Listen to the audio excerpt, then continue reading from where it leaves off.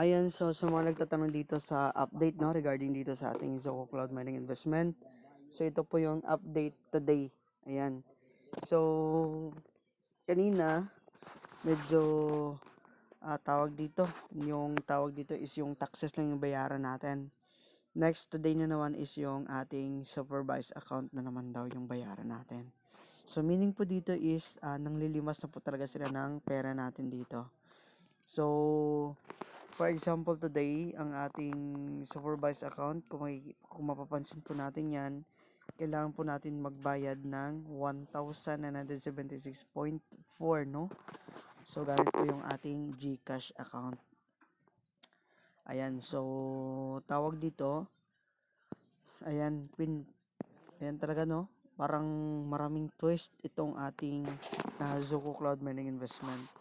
So, pag once na binayaran mo na ito, another bayad na naman dito at the next level, no? Until na umabot ka na lang na ubusin nila yung GCash account mo.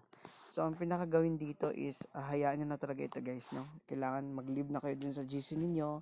Then, tawag dito, pwede nyo na i-uninstall dito yung inyong apps at saka i-delete ang account natin or let's move on na lang kung ano yung pwede nating gawin dito kasi kahit ano man yung gawin natin dito, hindi na po talaga to babalik yung account natin. Okay, so dito na part is i-try po natin dito i-out yung ating 339, no? Ayan, so dito enter po natin dito yung password natin, then click natin dito yung withdraw. So kanina meron ditong nag-appear, no? Nabayaran mo yung tax niya. So today na naman is kailangan mong i-complete, no, yung supervised account mo na worth of 1,976. Ayan, so napakalaki po talaga na paglilimas ng pera dito yung ginagawa ng Sofa Investment. So ayan po, sa mga ganitong platform, meaning wala na po talagang pag-asang babalik ang mga ganitong platform. So as you can see here, yun na yung supervised account natin. So kailangan po natin dito mag-pay ng 1976.4. Then yung pinakauna kanina na announcement na naman, nagkakaroon daw ng taxes, no? Nagkakaroon daw ng service law dito, yung about sa VAT.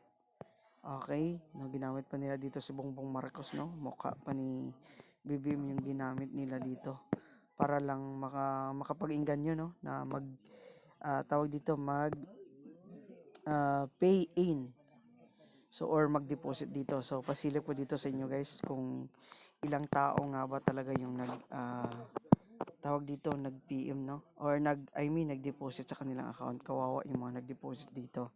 Yan, kung makikita po natin yan, yung 1976 na yan po yung mga taong nagbigay ng kanilang deposit as of today. So may nadali na naman sila dito na malaking pera. Then dito na naman sa part na to, marami talaga dito nag-deposit ng 1976. Yung mga nag-deposit siguro is hindi nila alam dito or wala silang upline, no, na nag-instruct sa kanila na huwag mag-deposit kasi kahit anong gawin mo dyan, hindi na yan babalik. So, ayan, ang dami dito naglagay ng kanilang pera. So, again,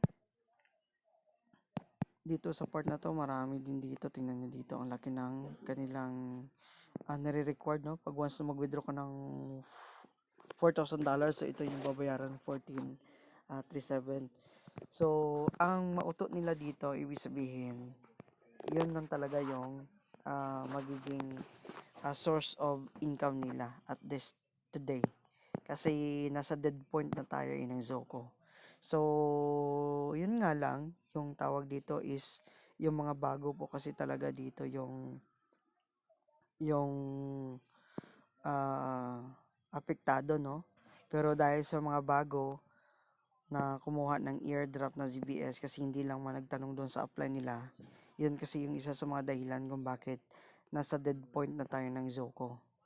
So, kung may mga sisihin man tayo, sisihin natin yung sarili natin kasi tawag dito kasi gusto natin yumaman agad eh. So, gusto kasi natin ng easy money always. So, yan po yung nagiging rason or dahilan kung bakit nagkakaroon tayo dito ng dead point, no? So, kung marunong lang sana dito ang investors, kung sumunod lang sana doon sa instruction ng mga uplines nila, so malamang buhay or nagwi-withdraw pa tayo today. Yun nga lang, dahil gusto nyo namang tawag dito, gusto naman natin lahat na kumita ng malaki agad, kaya kinagat natin lahat, no? Yung tawag dito yung ZBS airdrop. So kumagat lahat doon sa ZBS airdrop na yun. Kasi nung nakita talaga yung return of investment noon may video pa ako dito last 3 videos ko dito sa ating channel. Sinabi ko na sa inyo before na pag-isipan yung return of investment niya kasi nakakahinala talaga yung return of investment. So, yung time na yon na ginawa ko yung video is tawag dito medyo matagal na yun, no? Yung ating video na ginawa, withdraw pa tayo nung time na yon. So, dito na yon tingnan na, ipakita ko muna dito sa inyo kung tag dito sa ito, Zoco Cloud with GBS Airdrop. Tara pag-usapan natin. So, ito yung caption natin dito. So, 4 days ago, I think, yes, ito pa.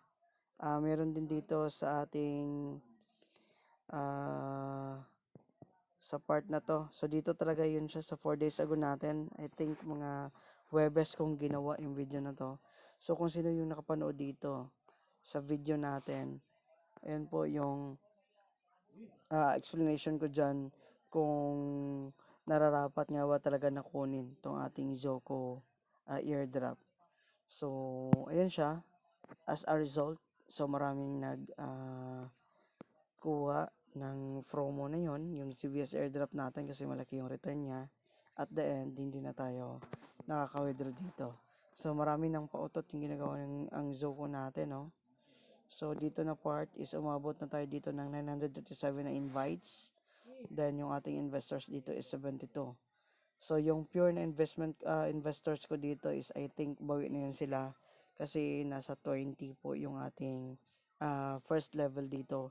Then, yung 50, the rest na 50 natin, nasa second level at saka sa third level na natin yun siya. So, ayun siya yung ating update today. So, pwede na natin i-delete yung ating Zoco investment. Then, let's move on na lang dito sa ating investment kung ano man yung tawag dito. Kung ano man yung magagawa natin today is kung tatanungin nyo ako kung may possible pa ba na mawi-withdraw ito. So, ang sagot ko dito is wala na po akong pag-asa na mawi-withdraw ito guys, no? So, maybe bukas or 2 days wala na po yung ating site kasi I think magko-close na ang site natin, no? So, titingnan natin mga 12 PM later. Titingnan natin yung site natin kasi yun na yung time na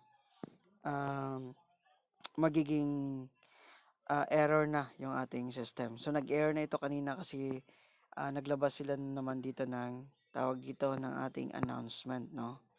So, ayun siya, ang dami nilang announcement, may pa emergency alert pa. So, dito na part is ayun na, yung pinaka the best natin na gawin dito is tanggapin natin na talo tayo, and of course sa susunod kapag mag-join po tayo sa mga ganitong klaseng investment, tanungin po muna yung upline or yung pinaka old na member, no, dito sa ating investment mining. So, ayan guys, so antabayanan po ninyo dito yung mga investment dito na sasalihan natin, no? So, kung sa mga gustong mag-abang dyan, may mga ipopromote tayo dito. At kung makikita po ninyo, isa lang po yung investment na pinopromote natin dito sa ating YouTube channel. So, kung gusto nyo sumabay, sabay kayo dyan. If ever na may makita tayong long term ulit sa mga susunod na buwan. So, ayan lang muna yung update dito, everyone. Ayan, again. So, kapag kung mag-join po kayo dito na investment, kailangan makipag-communicate po kayo dito sa upline or kung sino po yung nag-invite sa inyo para less hassle po at saka less risky po doon sa mga bagong pasok.